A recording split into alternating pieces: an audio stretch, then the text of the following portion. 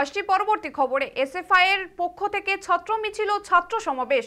সোমবার এসএফআই এর তরফে এই ছাত্র সমাবেশের আয়োজন করা হয় কলকাতার কলেজ স্ট্রিট চত্বরে। গোটা শহরের 4টি কেন্দ্র থেকে মিছিল এসে উপস্থিত হয় এই সমাবেশে। কলেজ ক্যাম্পাসে বহিরাগতদের প্রবেশ নিষিদ্ধ ও ছাত্র সংসদ নির্বাচনের দাবি সহ ছাত্রদের নিরাপত্তা ও সন্ত্রাসমুক্ত কলেজ ক্যাম্পাস গড়ে তোলার দাবিতে এসএফআই এর তরফে এই ছাত্র সমাবেশের আয়োজন করা হয় বলে জানা গিয়েছে।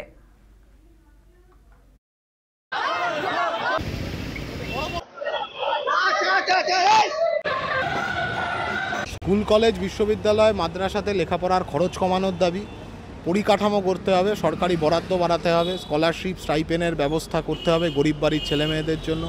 এনইপি পিপিপির নামে ঢালাও বেসরকারিকরণ চলবে না, ড্রপ আউটদেরকে স্কুলে কলেজে ফেরাতে হবে।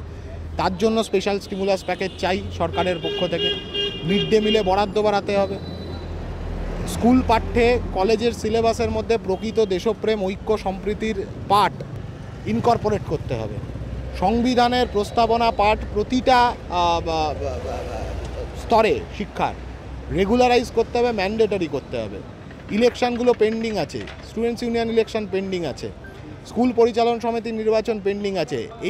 এই ধরনের যা ডেমোক্রেটিক বডির ইলেকশন পেন্ডিং, যেগুলোর মাধ্যমে তৃণমূল মূল কাটমানি তোলবার পরিবেশটা তৈরি করে, পঠন পাঠনটাকে ধ্বংস করে দিচ্ছে, এই ডেমোক্রেটিক বডির ইলেকশনগুলো ইমিডিয়েট করাতে হবে। আর রাজ্যের সমস্ত অংশের মানুষকে বিনামূল্যে ইন্টারনেট পরিষেবা দিতে হবে। মূলত এই 5 দফা দাবি আছে আমাদের।